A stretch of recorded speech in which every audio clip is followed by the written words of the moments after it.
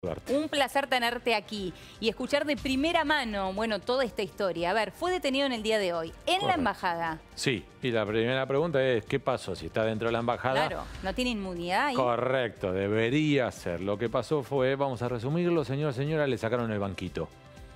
¿Qué quiere decir esto? A ver. Que de repente dejó de tener asilo diplomático y el motivo es el siguiente. Lo que ha planteado, en esencia aquí teníamos Julian Assange, líder del equipo que hizo Wikileaks, que difunden información clasificada en particular del Departamento de Estado de los Estados Unidos, pero tenía otro material más de otras agencias. En resumen, esto a su vez genera una tormenta tanto en los Estados Unidos como alrededor del planeta. En Estados Unidos inician investigaciones y, para resumirlo, terminamos con un reclamo de la justicia norteamericana como tráemelo para acá.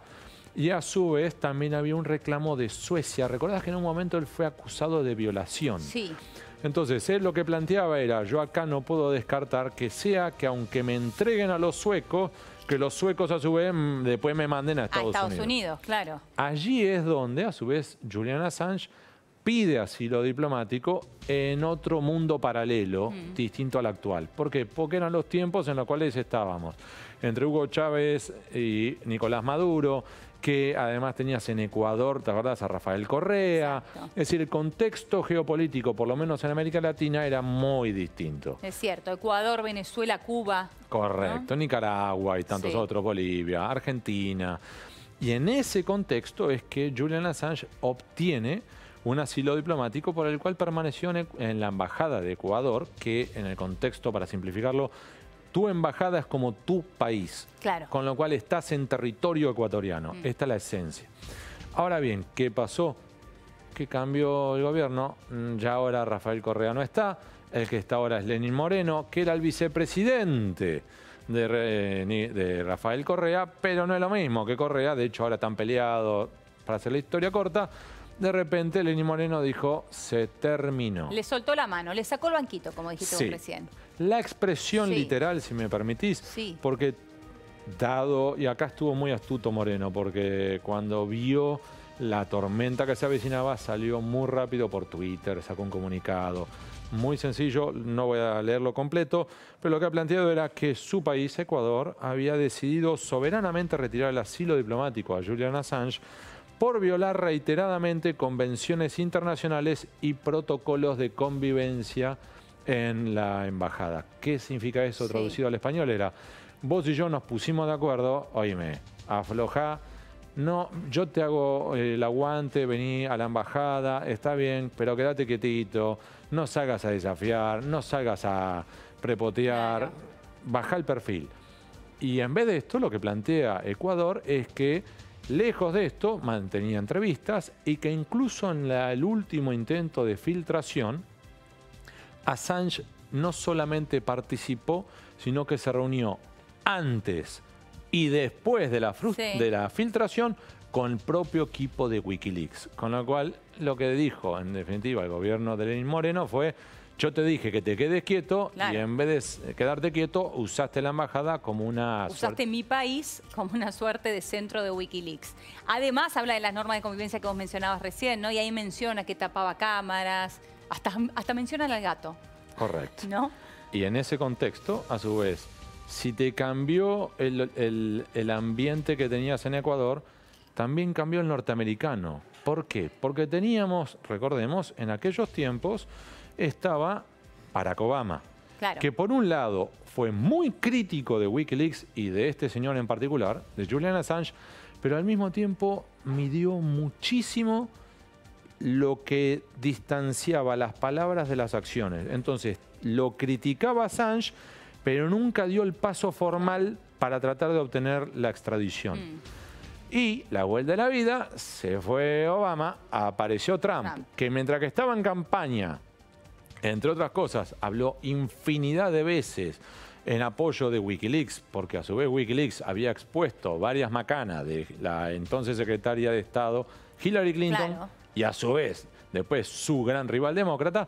Entonces, como le servía para golpear a su rival en las elecciones, qué bien Wikileaks, qué maravilla Wikileaks, Hoy cuando le preguntaron fue básicamente, it's not my business. Cuando llegó a la Casa Blanca cambió de parecer entonces. No es mi problema, no es mi asunto. No es mi asunto. Con lo cual se tiró para atrás y acá estás ahora. Bien, ahora tenemos otro presidente de los Estados Unidos o un presidente en Ecuador que le soltó la mano, le sacó el banquito y a partir de esto es que Julian Assange es detenido en el día de hoy. Y entonces a su vez tenés ahora, Leo, por un lado Inglaterra, el Reino Unido, sí, que tiene que evaluar si le da la extradición. Esto, por lo que se calcula, si sigue más o menos las pautas normales, debería durar entre 6 meses y 1 año. Esto en la práctica implica que podría, estiman, sí, resolverse para fines de año.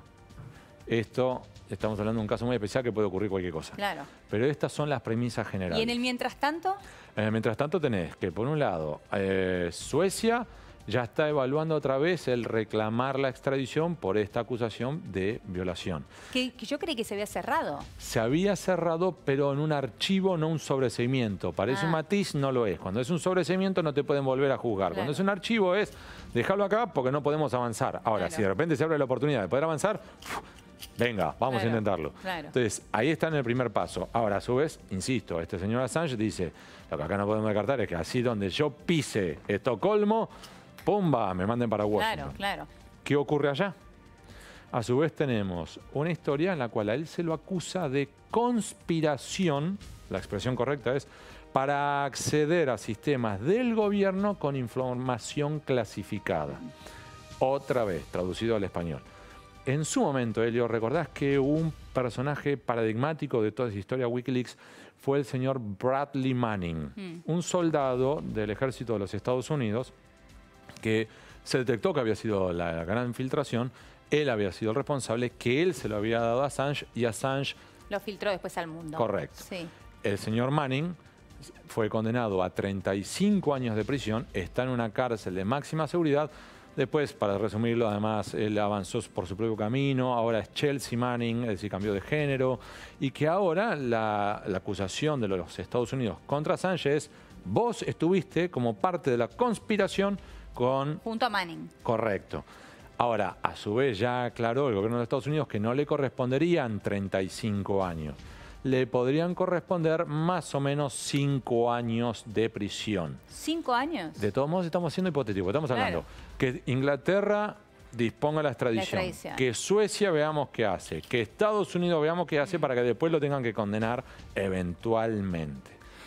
Y ahí déjame hacer un punto final en un eje y después vamos al eje de la cocina, que es, y realmente lo pregunto, Leo, a ver qué pensás vos. En el caso de Julian Assange, ¿vos lo considerás periodista o lo considerás la fuente que entregó a los periodistas la información? La fuente que entregó a los periodistas la información. Entonces, él está complicado. ¿Vos? Él. ¿Y por qué? Sí. Yo coincido con vos. Bien. ¿Pero por qué planteo esto? Sí. Tanto en la Argentina como en los Estados Unidos, Elio, es, si vos estuvieras trabajando para el gobierno de los Estados Unidos y vos tenés un security clearance, que es como un acceso a determinados niveles de seguridad y demás, y vos firmás unos contratos en los cuales vos te comprometés a la confidencialidad y que además, si llegás a violar ese secreto, adentro. Claro. Entonces, si vos me das esa información a mí, yo soy periodista, yo lo puedo publicar. Se abre una investigación por violación de secretos de Estado, pero a mí no me pueden acusar por libertad de expresión, libertad de prensa, pero sí pueden ir por vos. Eso también ocurre acá en la Argentina, señora. Que es, en definitiva, si nosotros publicamos algo que es secreto, a nosotros no nos pueden acusar, pero a quien fue nuestro informante se le puede abrir una investigación penal. Ahí está la gran diferencia entre la fuente y el periodista. Ahora, en el caso aquí, este es el eje que, por ejemplo, dirimió, esta es la esencia que dirimió uno de los casos más relevantes de los Estados Unidos, por lo menos de la historia del siglo XX, que es los Pentagon Papers, los papeles del Pentágono, que es cuando tanto el New York Times como el Washington Post acceden a cajas de documentación con un informe que exponía la verdad sobre el fracaso de la guerra de Vietnam, que había sido ordenado por el entonces secretario de Defensa norteamericano Robert McNamara. Esto deriva, primero, en tratar de cazar a la fuente de los periodistas Y segundo, una orden, un pedido del Departamento de Justicia que termina llegando hasta la Corte de Justicia de los Estados Unidos sobre si podían o no publicar Washington Post y el New York Times. Estos papeles del Pentágono, claro. Porque lo que planteaban es, vos estás siendo cómplice de secretos de seguridad nacional, de la violación, esto no se puede publicar, y lo que plantea, por el contrario, el New York Times y Washington Post es, no, yo soy periodista. La libertad de expresión está primero. Y ese es el eje que probablemente intente, Elio, Julian Assange, diciendo, yo fui el canal de difusión que permitió exponer el mal hacer del Departamento de Estado. Porque a la vez a él le entregaban sus fuentes, ¿no? Entonces, ¿qué sería esto? La fuente de la fuente. Claro. ¿Qué sería? Manning sería la fuente de la fuente sería Assange, que a su vez se lo dio a nosotros, los periodistas. Claro. Y ahí está la discusión, que es, y esto en serio, sí. es muy finita, que todavía está en marcha, como también es esta discusión que un bloguero es periodista, un bloguero tiene las mismas pautas de un periodista, un bloguero tiene las mismas garantías constitucionales de protección del secreto de la fuente que tiene un periodista, o un bloguero es distinto. Y cuando no es un bloguero y se trata, por ejemplo, de alguien que tiene una página web. Claro, ahora, ¿no sería entonces la función de Wikileaks casi como la de un buscador, la de Google, por ejemplo? Es que ahí empezás justamente con estos matices. Claro. Que ¿dónde avanzás? De hecho, les cuento una infidencia. Durante los primeros pasos, Julian Assange abogaba entre los periodistas por publicar absolutamente todo. Es decir, él dice, accedimos a todo este material, tenemos que publicar todo. Y por el contrario, los medios de comunicación que estuvieron involucrados en la primera oleada, entre otros El País de España, The Guardian inglés, The New York Times, entre otros, plantearon, no corresponde. Tenemos que hacer nosotros nuestro rol como periodistas de filtrar la información. Claro. Tu primera reacción podría ser, Elio, ¿cómo vas a filtrar? ¿Tenés que publicar todo? No, pero es como curar la información, ¿no? Correcto. ¿Qué significa eso, Elio? Justamente ver qué es de importancia y qué no para el público. Entonces voy a dar un ejemplo concreto, si te parece, Elio, de cómo fue Wikileaks en la Argentina. Dale. Nosotros estuvimos como parte de ese equipo.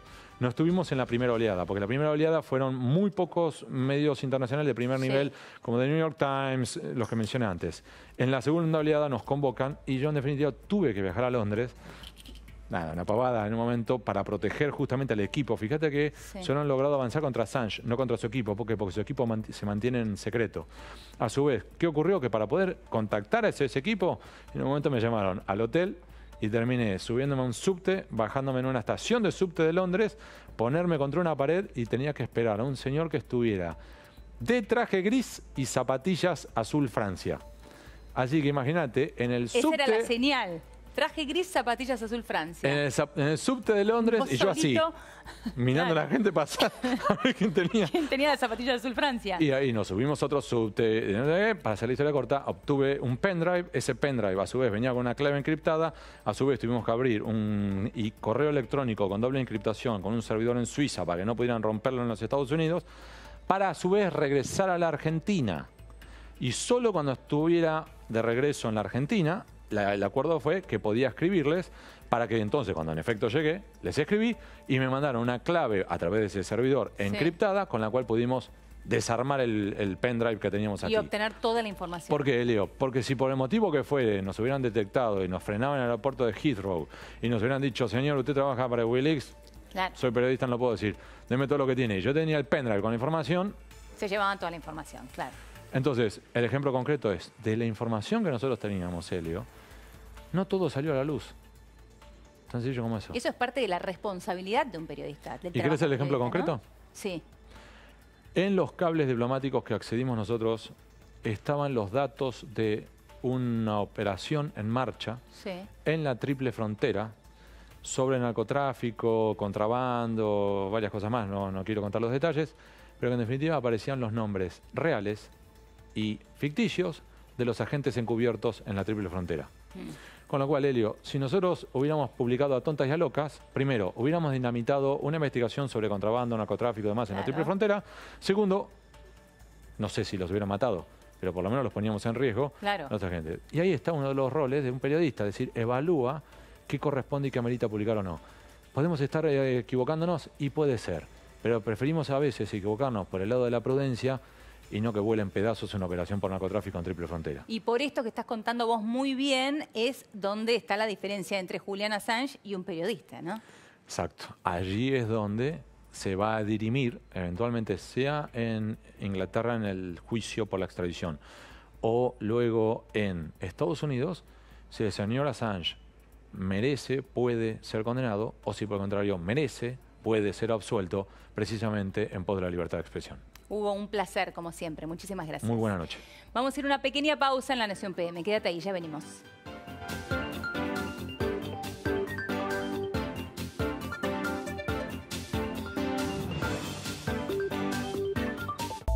Ya vuelve